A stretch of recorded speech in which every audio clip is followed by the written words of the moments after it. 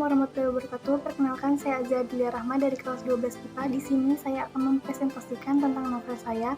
Kita masuk yang pertama adalah identitas buku.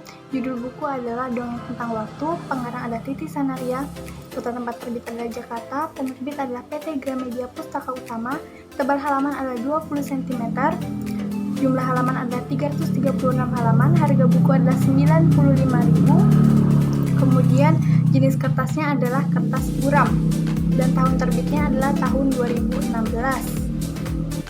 Masuk ke poin kedua, ada unsur interistik. Di dalam unsur interistik dibagi lagi menjadi banyak unsur. Yang pertama ada tema. Tema dalam novel ini adalah tema perjuangan melupakan dalam mencintai. Lalu ada tokoh dan perwatakan. Tokoh utama adalah Mia. Perwatakan Mia yang pertama, dia adalah orangnya sangat kuat dan tegar, seperti contohnya ada di halaman 8. Mia juga orangnya sangat baik atau suka menolong, itu ada di halaman 3. Lalu Mia juga orangnya pemberani, ada di halaman 48. Penurut di halaman 101. Blak-blakan atau ceplos-ceplos di halaman 109, serta kurang peka di halaman 206. Ada tokoh pembantu atau tokoh yang membantu peran utama. Yang pertama ada Pramudia. Dia ini perwatakannya yang pertama adalah cinta kebersihan, contohnya ada di halaman 17. Lalu dia juga orangnya tidak egois, ada di halaman 306.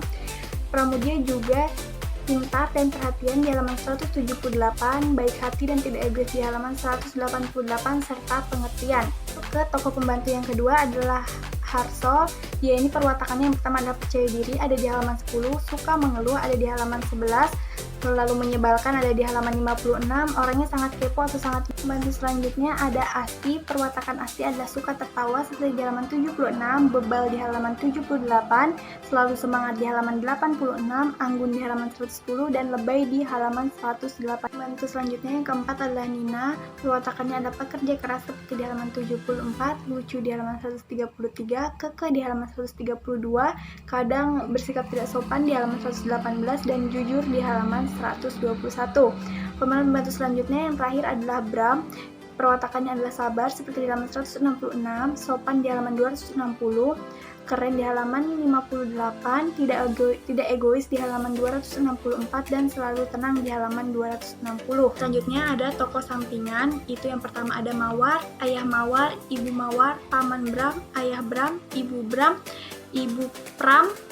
Lalu ada Radit, Kak Hendy, Mbak Linda, Cindy, Rido, Ibu Rido, Profesor Ilman, Roni, Kak Rina, dan Suster Rani. Selanjutnya adalah alur. Alur dalam novel ini adalah Mia ditinggalkan oleh calon suaminya, yaitu Bram 2 minggu sebelum acara pernikahannya dimulai. Namun seiring berjalannya waktu, akhirnya Mia dapat menemukan orang lain yang dapat menggantikan Bram, yaitu sosok Pram. Baik, poin selanjutnya ada latar tempat, latar waktu, dan latar suasana. Yang pertama adalah latar tempat. Pertama ada di rumah sakit di halaman 9, lalu KFC Bau-Bau ada di halaman 14, Bandara Bau-Bau ada di halaman 15, dalam mobil ada di halaman 17, pantai di halaman 48, rumah dinas di halaman 44, parkiran hotel di halaman 108, sabana di halaman 47, ruang tamu di halaman 53, dan mall di halaman 87. Selanjutnya ada latar waktu.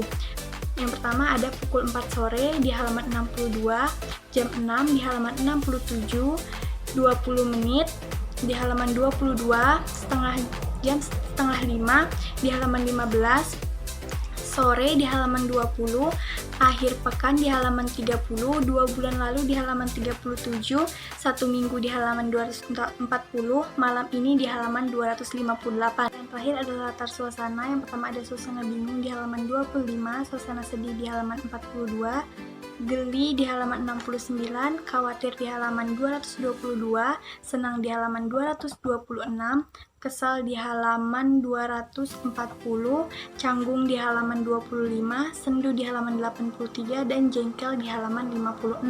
Selanjutnya dalam unsur interistik ini adalah sudut pandang. Sudut pandang yang digunakan dalam novel ini adalah sudut pandang orang pertama, di mana pengarang sebagai tokoh utama dalam cerita. Contohnya yang pertama ada aku berdecak mengikuti gaya Harso di halaman 60. Contoh yang kedua, aku tahu jelas muara percakapan ini di halaman 116. Selanjutnya adalah bahasa yang digunakan. Dalam novel ini bahasa yang digunakan adalah bahasa Indonesia, namun terdapat beberapa bahasa asing. Contohnya yang pertama adalah bahasa Inggris. Contohnya fast food di halaman 19, emergency di halaman 27, friend with benefit di halaman 200, dan woman talk di halaman 273. Baik, poin selanjutnya adalah gaya bahasa. Gaya bahasa yang dikenakan dalam novel ini ada beberapa. Yang pertama adalah hiperbola. Contohnya, tidak ada wanita yang memiliki pasangan bersedia melakukan pertemuan lain di malam minggu yang kata Asti, malam yang penuh atmosfer merah jambu di halaman 153. Yang kedua ada gaya bahasa personifikasi. Contohnya, sabana yang luas, purnama, benda langit yang berpendar, tersenyum, dan semilir angin yang sejuk. Itu ada di halaman 47. Selanjutnya ada gaya bahasa perumpamaan.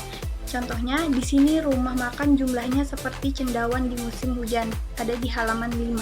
Selanjutnya ada amanat. Amanat yang terkandung dalam novel Dongeng Tentang Waktu ini adalah bahwa kita harus menghargai perasaan orang lain. Jangan sesekali kita meninggalkan orang yang mencintai kita tanpa alasan, meskipun alasan yang kita miliki adalah untuk kebahagiaannya.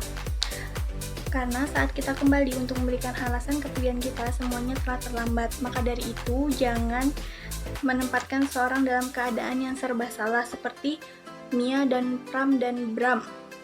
Poin selanjutnya adalah sinopsis. Sinopsis dalam novel ini adalah tentang seorang gadis yang bernama Mia. Ia ditinggalkan oleh kekasihnya yang bernama Bram 2 minggu sebelum pernikahannya. Padahal mereka sudah berpacaran selama hampir 4 tahun lebih saat mereka masih kuliah sampai mereka bertugas di suatu desa yang sama. Untungnya saat diputuskan dengan Bram langsung pergi entah kemana, tidak memberi kabar kepada Mia. Lalu Mia saat itu menjadi dokter magang di kota terpencil yaitu di Bau-Bau. Ia di sana bersama temannya bernama Harso dan Radit. Ia magang di sana dengan kelucuannya Harso dan kenorakannya Radit. Ia sedikit terhibur dan sedikit sibuk, jadi ia tidak sempat untuk memikirkan tentang Bram. Ketika ia di rumah sakit Bau-Bau, tiba-tiba waktu itu Radit meminta Mia untuk menjemput salah seorang temannya, dan ternyata teman dari Radit ini bernama Pram. Pertamanya Mia sangat jengkel melihat Bram karena Bram ini adalah seorang yang cinta kebersihan. Saat baru pertama kali masuk mobil, ia membersihkan jok yang akan ia duduki karena mobil itu sangat berdebu. Lalu setelah itu saat memilih makanan, Pram orangnya juga sangat pemilih. Ia tidak ingin makan fast food. Saat akan minum gelasnya harus dibersihkan dengan tisu dan lain sebagainya. Tapi dengan kejadian itu mereka menjadi dekat. Bahkan ketika mereka akan mengadakan sosialisasi di sebuah desa terpencil, dan tempat itu adalah tempat saat Mia dulu bertugas bersama Bram. Dia kesana bersama Mia, Harso, Radit, Pram, dan beberapa suster dan yang lainnya. Mereka di sana memberikan makanan untuk anak-anak yang kekurangan dan memberikan pengobatan kepada orang-orang yang sakit. Di sana Mia terlihat sangat murung karena sangat banyak sekali kenangan Mia bersama Bram di sana. Dan Pram di sana adalah dia memfoto-foto pemandangan, dan Mia yang sudah tahu tempat itu, ia mengajak Pram ke pantai saat akan sunset, lalu mencari sunrise, lalu juga ke sabana, melihat babi hutan, dan lain sebagainya. Namun saat bersama Pram waktu itu, Mia selalu memikirkan Bram. Dan setelah pulang dari tempat terpencil itu, Pram pun kembali ke tempat asalnya yang entah di mana. Mia juga tidak tahu karena setahu Mia, pekerjaan Pram adalah seorang fotografer karena saat itu dia memfoto-foto. Tidak lama setelah magangnya selesai, Mia kembali ke Makassar. Di Makassar, ia memiliki sahabat bernama Asti dan Nina. Asti adalah orang yang cerewet, lebay, dan seperti itu, dan Nina adalah seorang yang pekerja keras, dan Nina adalah seorang janda. Jadi dia seperti tidak ingin mengenal laki-laki lagi. Asti yang bekerja di salah satu hotel terkenal saat itu, katanya ia kedatangan seorang bos mudanya, anak dari bos. Nah, saat itu ia berkata kepada Mia bahwa anak bosnya sangat tampan. Nah, saat itu juga Pram menghubungi Mia bahwa ia ingin bertemu karena ia sedang berada di Makassar. Kebetulan sedang ada di Makassar.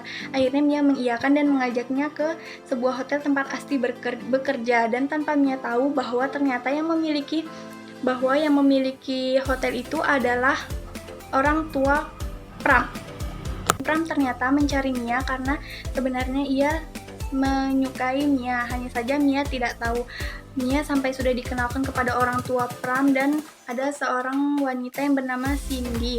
Ia dikenalkan dengan mereka, lalu Mia juga dikenalkan oleh kakak Pram. Saat itu tiba-tiba saat Mia sudah berpacaran dengan Pram, mungkin sekitar 3 bulan mereka berpacaran, tiba-tiba Bram datang lagi. Bram datang ke rumah Mia saat hari pertama Mia akan dikenalkan kepada ayah Pram. Bram datang untuk menjelaskan kenapa ia membatalkan pernikahannya. Mia yang belum tahu kalau Mia sudah berpacaran dengan Pram pun menyetujui atau mengatakan sejujurnya kepada Mia bahwa sebenarnya Bram sudah izin kepada orang tuanya saat ia akan membatalkan pernikahan karena orang tuanya saat itu sedang bangkrut. Mia pun bingung, dia sudah berpacaran dengan Pram, namun tiba-tiba Bram datang dan Pram akhirnya tahu bahwa Bram sudah datang. Akhirnya Pram pun meninggalkan Mia agar Mia bahagia, tapi Pram tidak mengetahui bahwa yang Mia pilih adalah Bram. Bram kembali ke Jakarta karena ia ditolak kembali oleh Mia karena Mia lebih memilih Pram. Tapi Pram juga kembali ke Jakarta karena mengira Mia telah memilih Bram. Akhirnya selama bertahun-tahun mereka tidak ada komunikasi. Saat itu Mia ditugaskan untuk ke Jakarta karena ada seminar. Nah, hotel tempat Mia menginap adalah hotel milik orang tua Pram.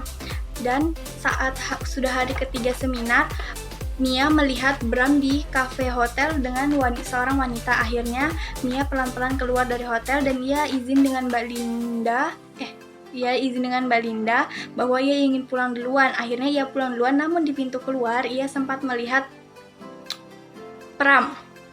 Akhirnya keesokannya Mia sudah sampai di Makassar, namun ia ditelepon oleh Asti. Asti minta tolong untuk ke hotel tempatnya kerja, dan saat Mia kesana ternyata di sana sudah ada Pram dan wanita yang ada bersamanya di kafe waktu itu. Dan ternyata setelah dijelaskan oleh Bram, ternyata itu adalah adik dari Pram. Akhirnya Mia dan Pram pun kembali bersama. Adalah kelebihan dan kekurangan buku. Kelebihannya adalah ceritanya menarik, banyak pesan yang terkandung di dalamnya, tidak banyak salah penulisan dalam novel, bahasa yang digunakan mudah dipahami, cerita yang menghibur karena ada beberapa lawakan di dalamnya, penggambaran tokoh dan tempatnya sangat-sangat detail dan tidak ada tokoh jahat di dalam novel ini.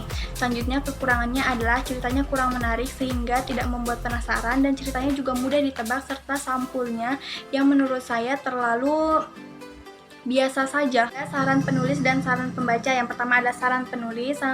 Semoga kedepannya penulis dapat menerbitkan lebih banyak buku lagi dan dicetakkan selanjutnya buku dongeng tentang waktu ini. Semoga covernya dirubah dan menjadi lebih menarik lagi. Lalu saran pembaca, di novel ini terdapat beberapa kata-kata yang tidak senonoh, jadi ambil baiknya saja dan buang buruknya karena sangat banyak sekali poin-poin penting dan makna-makna yang lebih baik lagi di dalam novel ini. Adalah kesimpulan, setelah saya membaca novel ini, saya menarik kesimpulan bahwa dalam novel ini kita diajarkan untuk tidak meninggalkan orang yang kita cintai seberat apapun masalahnya, dan juga pertemanan serta persahabatan sangat penting. Dapat kita lihat di novel ini bahwa sahabat adalah sosok penolong dan penghibur bagi Mia. Manusia hidup saling membutuhkan satu sama lain. Meskipun dalam novel ini terdapat kata-kata serta pembahasan yang kurang baik, tapi lebih banyak sisi positifnya. Jadi kita hanya perlu memilih-milih kata-kata yang baik untuk kita dan yang membuang buruknya untuk kita.